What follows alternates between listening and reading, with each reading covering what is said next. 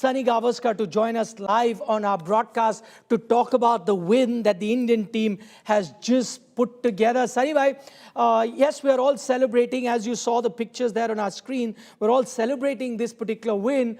But you'd have to say, I'm sure, like me, you may have been biting your nails too. Narrow escape for the Indian team in the end? Yes, you can say it's a narrow escape because, look, when you score over 250, most teams generally win and therefore win comfortably. But because this is such a good pitch, this is such a good pitch to bat on, and England also had depth in batting. That's why the result was such a close one. Okay, yes, it was a good pitch to bat on, as Mr. Gavaskar there is suggesting, and that wouldn't have been easy then. Because you're talking about the good pitch and the amount of runs that India has leaked, I'll get to the batting, which was the positive for India, but let's talk about the runs that India leaked.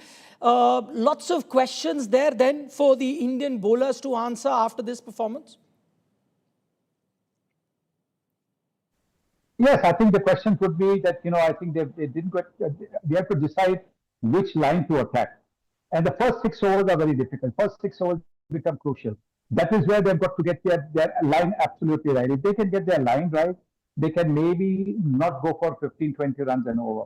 But if you start to go for 15 runs and over at the start itself, that when you're talking about in the first 6 overs, you're looking at 70 runs, 80 runs being taken off your bowling. And that means that the opposition has got off to a good start. Okay, one very interesting thing, Saiva, and I'll share this with our viewers as well. When India were cruising, they had got 253, then got quick wickets of England. I was on a WhatsApp with you discussing that, maybe the game will be early. Maybe we'll do our show pretty early. And you warned me. You said, no, wait and watch. This is going to be a close game. Who knows? England might win too. I want to know, in that scenario where I think the win predictor was probably not even giving 1% chance to England, you are the one who said, no, this is going to be a close encounter. What prompted you to say that? What is it that you were watching on the ground that you thought this can be close from there? Well, what prompted me is the fact that, England has got also batting depth. And because of the batting depth, what they needed was a couple of partnerships. When you're chasing in a partnership where, you're scoring at almost 2 runs a ball. So, I mean, if you've got you get 60 or 30 deliveries, a partnership with 60 or 30 deliveries, that kind of a partnership was needed. And you wanted somebody to play the innings of his life. And I think that is exactly what happened. That's true. That's true. You needed some sort of a partnership. England got that together, but I think they'd lost too many wickets by the end. And of course, India also notched up a record total. It was never going to be easy. Fair to say, Saibhai, once again, that man, every time I look at India's performance with the ball, he stands out. Jasprit Bumrah today picks up 1 wicket. Also, economy 8.5. According to his standards, may be high, but I'm looking at a game where 500 runs have been scored and he bowls the tough overs, the crucial overs for India and goes with that economy. Was Jasprit Bumrah the difference today once again? Yes, Jasprit Bumrah was the difference because he is the kind of bowler who will occasionally be taken in an over for some runs, but he will also get you wickets and he'll bowl you the most important over. So therefore, I think he was the big difference. And I think that is somewhere where I think the other bowlers should be learning. Hardik also bowled 1 good over, but always, after the 6th ball is the one which actually sets the batters free. And that is something that India really need to work on. That you bowl 5 good deliveries, but the 6th ball goes for a 6. That means that whole over has been, the opposition has made up for that. Yeah, that I think is a very pertinent point that Mr. Gavaskar is alluding to.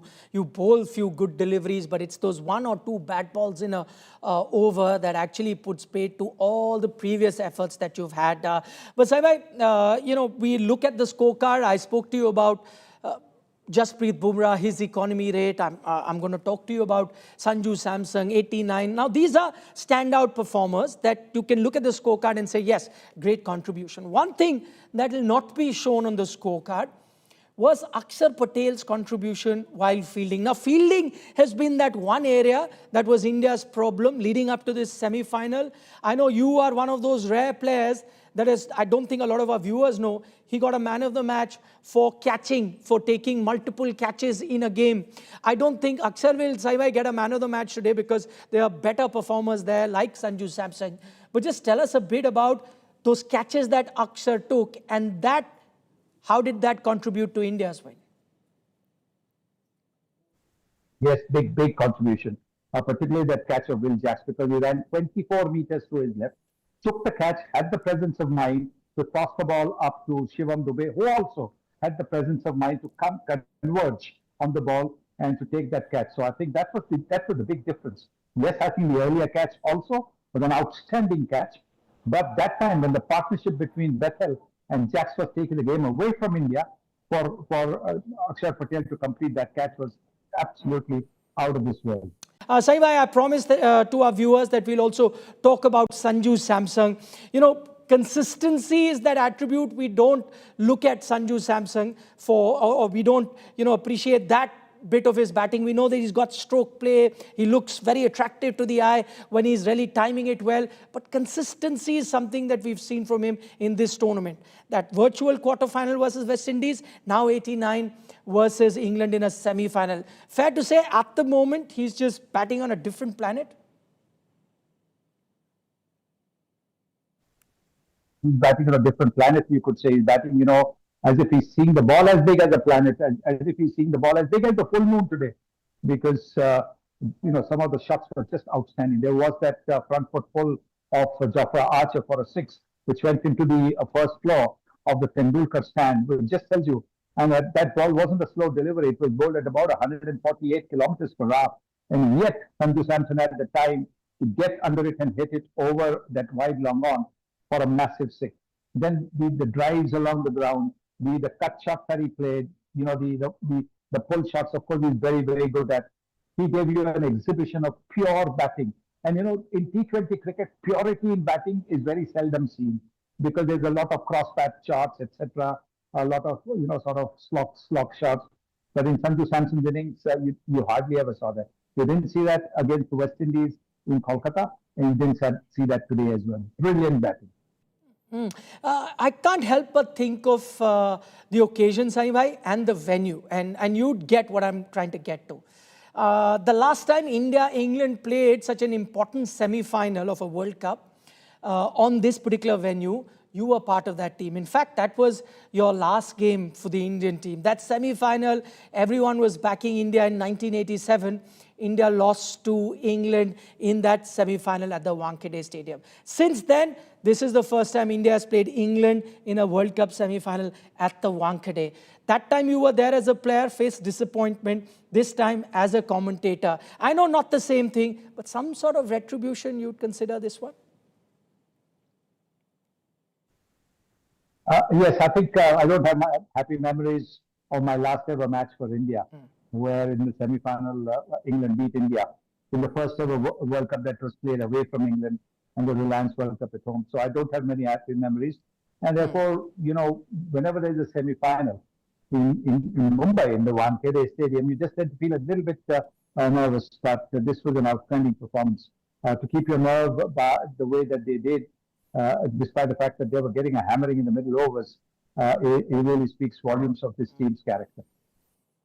Today, of course, India's won the game, Saibhai, and we'll obviously analyze what are the areas that India will have to work on ahead of that final. But just briefly, if I could pick your brains after this semi-final, any areas that worry you a bit about this Indian team ahead of that final? I think it's the bowling in the power play, and because the bowlers are not bowling to their field.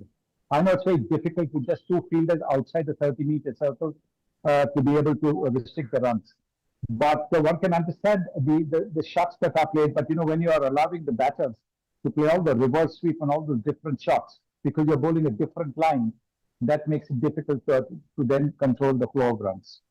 Okay, Saibhai, I know you've been very generous with your time, but one final question before we let you go. I know this 100 by Jacob Bethell comes in a losing cause. Nonetheless, talk to us a bit about this youngster, just what, 22 years of age. He's been in the IPL as well, an all-rounder, but the kind of knock that he played at such a young age on such a big stage, what does this tell you about Jacob Bethell?